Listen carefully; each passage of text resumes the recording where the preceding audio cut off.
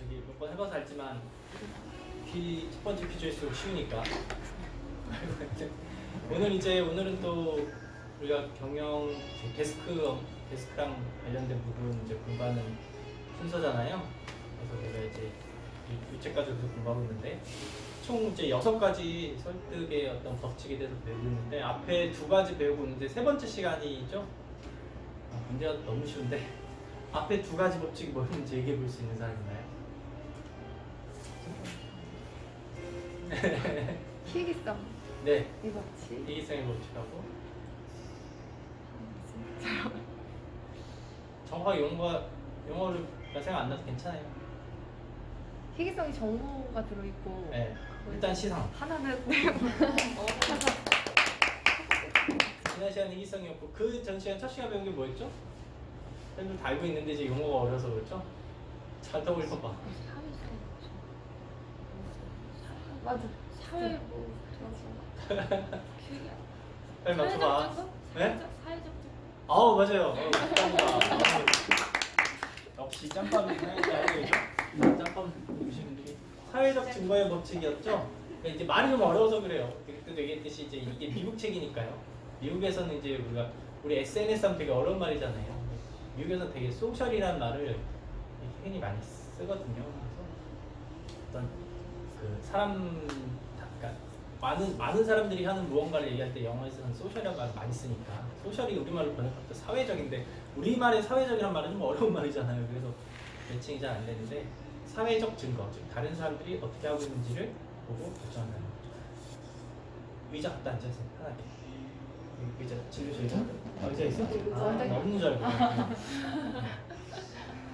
그리고 이제 조금 전에 이 실장님이 말씀하신 건데 그 지난 시간 배운 희귀성의 법칙에서는 그 안에 5가지가 있었거든요. 지난번에 기출문제야.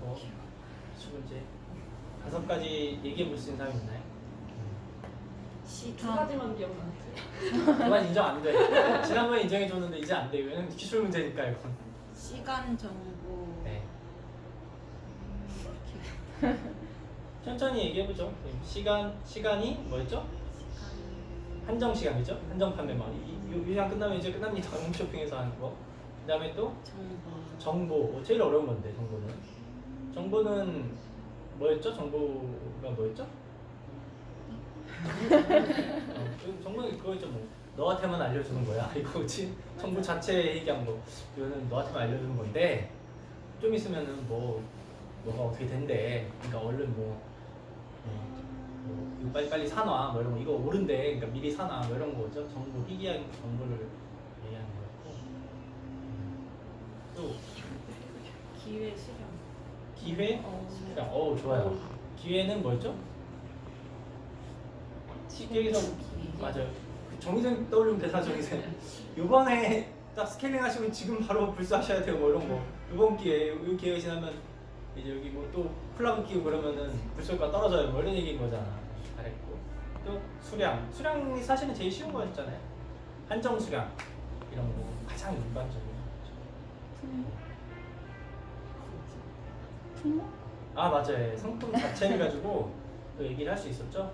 상품 자체라는 거는 뭐 쉽게 얘기하면은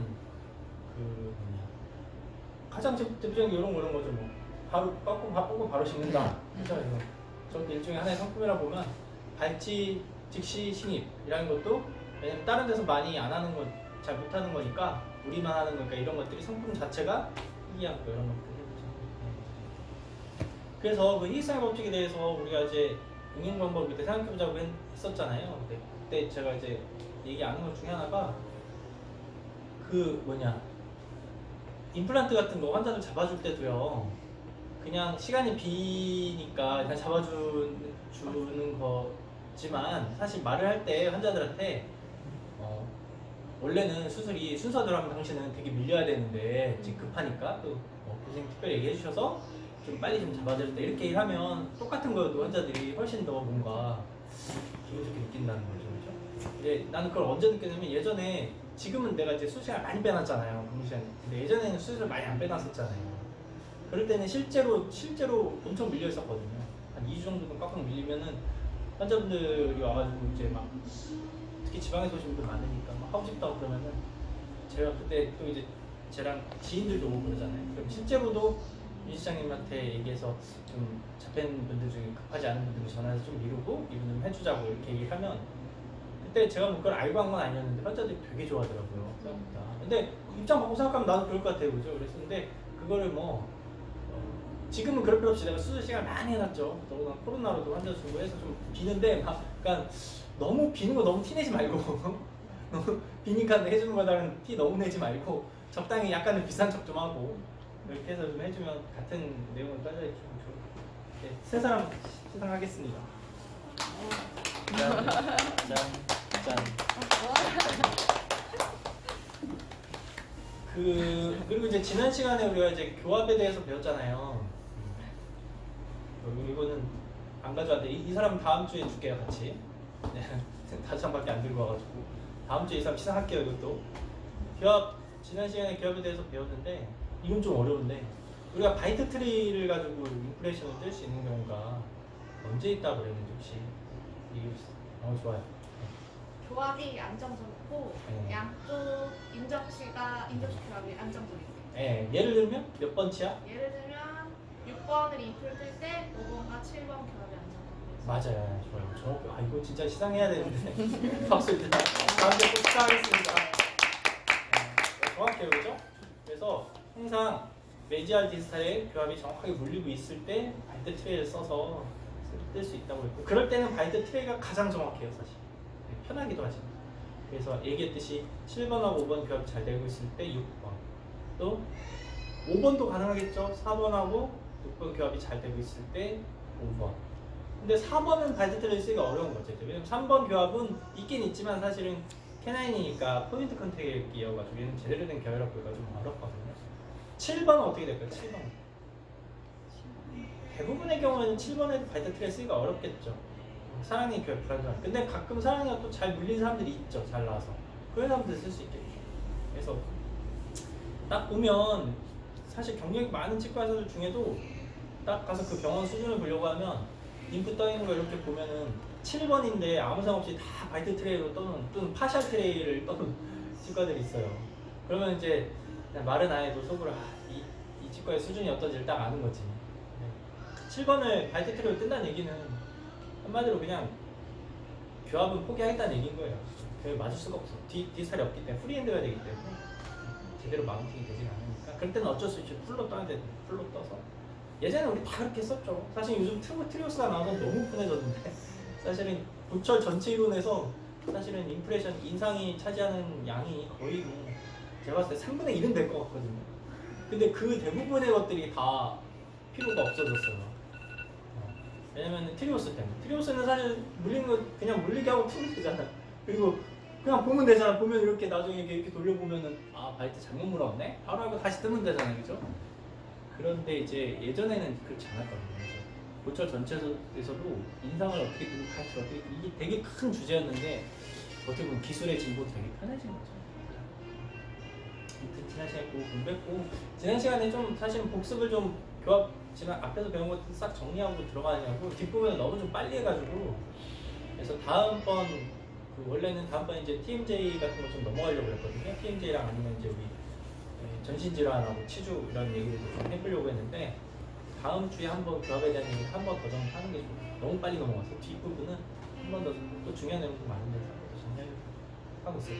다음번 이제 진료 내용 그걸 할게요. 그다음에 이제 오늘은 이제 이거 공격주의 내용 들어가죠. 수업 시간 좀 많이 걸렸는데 오늘은 이제 세 번째 법칙인 일관성의 법칙이라는 거예요. 일관성의 법칙은 쉽게 얘기를 하면 사람이 책에서 나온 걸 그대로 읽어줄게요. 사람은 일단 어떤 입장을 정하면 그 입장과 일관성 있게 행동하려는 성향을 갖고 있다. 그러니까는 쉽게 얘기하면 가장 쉽게 여러분들한테 들 수 있는 예가 우리가 사실 이걸 이용하는 데들이 백화점 같은 데가 많거든요. 할인, 세일 기간이다 그러면은 사실은 세일 기간에 가서 그 상품만 사려고 들어가지만 또 막상 백화점 온 김에 또 보면 다른 것도 사게 되잖아요. 그래서 사실 백화점들이 세일 같은 거 하는 거고 선생님들은 이제 오히려 인터넷 쇼핑 같은 거 더 이제 많이 하니까 미끼 상품이라는 게 있죠. 그런 거죠. 미끼 상품은 사실은 딱 그것만 사고 나와야 되는데 뭐 일단 접속해서 보다 보면 또 다른 것도 사게 되고 이러잖아요. 약간 그런 거가 좀 일관성의 법칙이라 해요. 그래서 여기서 예를 들어준 게 이제 투표율, 우리 좀 있으면 또 뭐 보궐선거 투표한다고 그러잖아요. 근데 투표율을 높이는 방법 중에 하나가 투표하기 전에 뭐 한 일주일 전이든 간에 이번 투표일에 꼭 투표하겠습니까? 라고 물어보면 네, 저 투표하려고요. 그냥 이렇게 대답하면 그 자체로 투표율이 많이 올라간다는 게, 왜냐면 내가 투표한다고 말을 해놨는데 사실 누가 검사를 하는 것도 아닌데 그냥 내가 그렇게 얘기를 해놨으면 사람은 그렇게 좀 일관성 있게 행동하려는 성향이 있다. 좀 이해는 되죠? 일상생활에서 상당히 이해는 되고. 그 다음에 이제 그 원장님들은 이제 남자들은 자동차 좋아하니까 자동차 보러 가면 꼭 시운전하라고 그러잖아요. 굳이 뭐 나는 그냥 한번 보러 왔는데도 꼭 시운전을 해보래 한번. 근데 또 막상 시운전을 해보면 또 뭔가 좀 마음이 좀 달라지긴 해요. 또 그래서 그런 게 또 비슷한 걸 이용했다고 해요. 사장님이 한번. 그리고 남자들은 시운전이지만 여자분들은 뭐 홈쇼핑에 보면은 뭐 일주일 사용하고 마음에 안 들면 반품 해줄게요. 뭐 이런 거 있잖아요. 무료 반품 이런 거가 비슷한 거로 그걸 이용한 거라 그래요.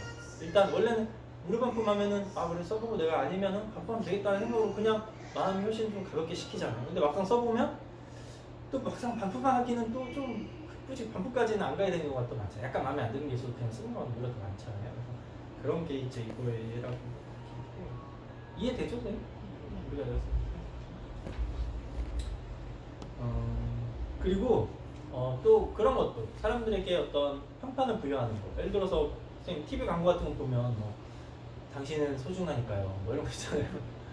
그런 거는 뭐냐면은 그런 일관 나는 그러니까 그 소비자한테 그 광고를 보는 사람들한테 아 나는 소중한 사람이니까 내 피부에 좀 비싼 거 좀 투자해도 돼. 이런 어떤 일반적인 거를 심어주면 그 사람들도 그거에 맞게 좀 더 행동하려고 하는 게 좀 많다 그래요. 그래서 그런 예들을 뭔지 대충 알겠죠? 어려운 건 아니니까.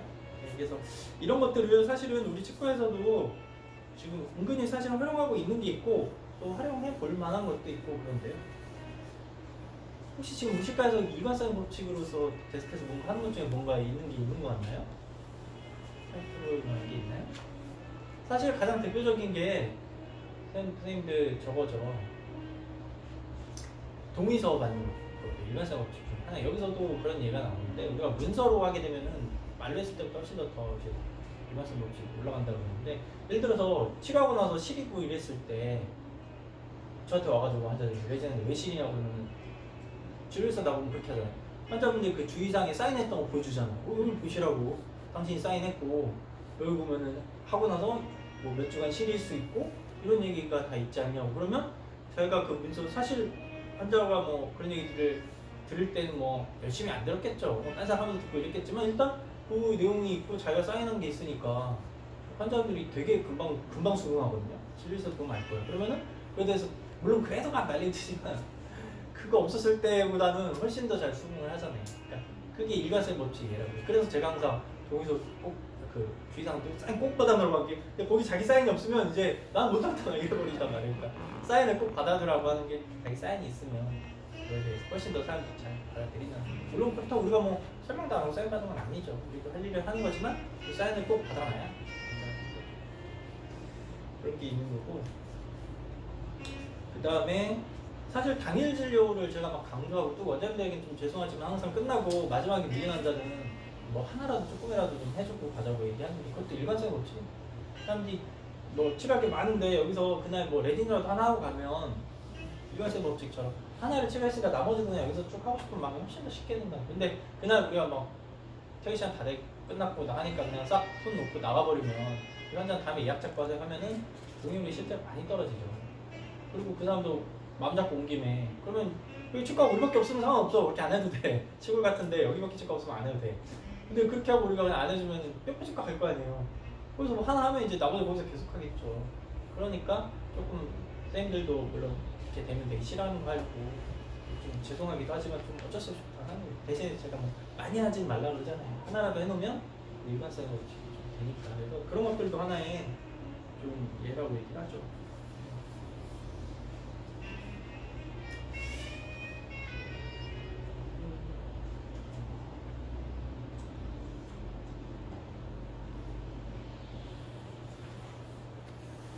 그리고 또 가장 일관성 법칙 중에 제 생각에 우측가서 잘 활용하고 있는 것 중에 하나는 후기예요. 후기.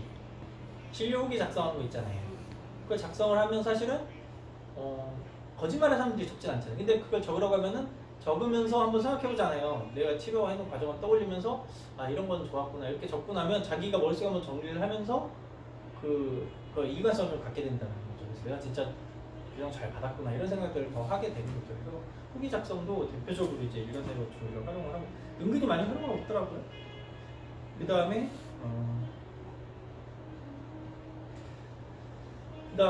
이거는 이제 제가 예전에 한번 데스크 선생님들 우리 데스크 매뉴얼에 들어있는 건데 뭐냐면은 우리 지금 카톡으로 환자들이 뭐 얘기를 뭐 딱 문의를 하면 제가 최초 발견자 무조건 응대 만들어놨잖아요. 거기 보면은 저희가 확인해 보겠습니다. 잠시만 기다려 주시겠어요? 이렇게 하잖아요. 근데 되게 사소한 건데 그거를 잠시만 기다려 주세요로 끝났을 때보다 잠시만 기다려 주시겠어요? 라고 물음표로 끝내면 환자들이 거기에 대답을 하잖아요. 그럼 대부분 잘 보면 가만히 있는 사람 없어요. 네, 보통 이렇게 치거든요, 환자들이. 그러면 네라는 말을 하면서 자기가 난 좀 기다려 주겠다는 걸 동의를 이미 한 거죠. 그러니까 환자들이 기다려도 훨씬 더 그게 그런 현상이 떨어진다. 그래서 그게 실제로도 이렇게 사실은 제가 그걸 보고 우리 그 문구를 만든 거거든요. 그래서 사소하지만 환자분들한테도 해보세요. 그러니까 항상 그렇게 하라는 거 아니에요. 바쁠 때는 뭐 어쩔 수 없지만 똑같은 말이지만 해보세요 하는 것보다 좀 해주시겠어요? 그래서 환자가 네 하면 훨씬 더 두 번째 경우가 환자들의 수능도나 받아들이면 훨씬 더 쉽다는 거예요. 진료실에서 이런 분들 조금 응용할 수 있겠죠? 좀 늦어질 때는 선생님 저쪽 응급 환자 금방 와주실 때는 조금만 기다리시겠어요? 그렇게 그래서 네 하면 그게 좀 기다리세요 하는 것보다는 환자분이 훨씬 더 많이 잘 받아들인다는 얘기를 그러니까 그런 걸로 한번 활용을 했으면 좋겠다는 생각이 아주 자잘하지만 좀 좋은 팁이죠. 그리고 사실은 일관성 법칙에서 제가 볼 때 꼭 우리가 얻어야 될 중요한 교훈 중에 하나는 그래서 환자들한테 친절한 게 중요하다는 거예요. 이것도 마찬가지 일관성이거든요. 그래서 이 책에서도 나오는 얘가 여기서는 뭐 이렇게 전화 판매를 할 때 이렇게 전화 판매 얘가 나오긴 하는데 그러니까 환자가 우리가 이제 물건을 팔거나 이럴 때도 소비자한테 먼저 안부를 묻는 경우랑 뭐 이렇게 어떻게 지내셨어요? 이렇게 안부를 묻고 그 다음에 이제 판매에 대한 얘기를 하는 거랑 그냥 바로 이거 우리 치과로 치면 뭐 리콜 왔을 때 그냥 어떻게 지내셨어요? 뭐 이런 얘기를 하는 거 잘 지내셨어요? 이렇게 얘기를 하면 환자분들하고의 관계가 훨씬 더 이 사람이 우리 치과가 뭔가 자기를 지속적으로 관리해주는 느낌이 들잖아요. 그런 거에 일관성으로 환자들도 계속 여기서 이제 그 뒤에 태도가 훨씬 더 좋아진다는 거죠. 그래서 그냥 너무 사무적인 걸로 바로 넘어가는 것보다 근데 그러면 사무적으로 바로 넘어가서 어디 아프세요? 뭐 이거부터 바로 넘어가면 그래놓고 좀 떨어진다고 그럴 것 같죠. 그래서 뭔가 그래서 사실은 큰 교훈 중에 하나는 친절이 되게 중요한 거예요. 환자들이 들어왔을 때 안녕하세요 하고 이렇게 기분 좋게 확 인사하면 환자들 첫 인상이 확 밝아지잖아요. 그럼 자기도 네 안녕하세요 라고 말을 하면서 그 자체가 어떻게 보면 또 우리와 친밀도를 확 높인 거죠. 그러면 그 뒤에 관계가 훨씬 더 좀 부드러워지고 우리가 하는 일이 사실은 사람 몸을 다루는 거니까 되게 예민한 일이잖아요. 하다 보면은 실수가 없을 수는 없거든요. 나도 그렇게 생각해요. 딱 그랬을 때 환자도 처음에 그렇게 기분 좋게 시작하는 사람들은 그런 게 있어도 조금 더 받아들이기 훨씬 쉽다는 거죠. 근데 처음에 그런 거 없이 막 좀 너무 사무적으로 시작을 하면 뭐 예를 들어 막 확 당기거나 뭐 이렇게 부딪히거나 했을 때도 환자들이 훨씬 더 예민해질 수 있고 그렇다는 거예요. 그래서 사실 우리 병원은 이렇게 친절 엄청 내가 강조하는 건 아닌 거죠. 다른 치과들은 막 엄청 뭐 원장들 자꾸 아침마다 뭐 우리 뭐 친절 안녕하세요 뭐 인사하고 뭐 그렇게 시작한 치과들도 많거든요.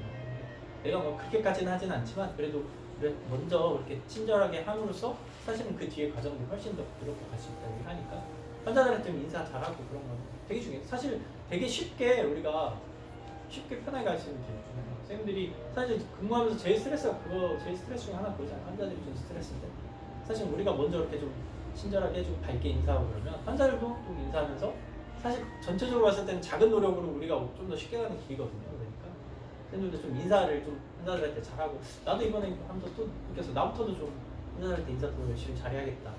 사실 어려운 거 아니잖아요. 밝게 인사하면 나도 기분 좋아지잖아요. 사실 그러니까 그렇게 하면 좀 더 우리가 더 편한 길. 그 정도로 얘기하죠. 재밌었죠? 이 시간도 은근히 재밌잖아요. 이렇게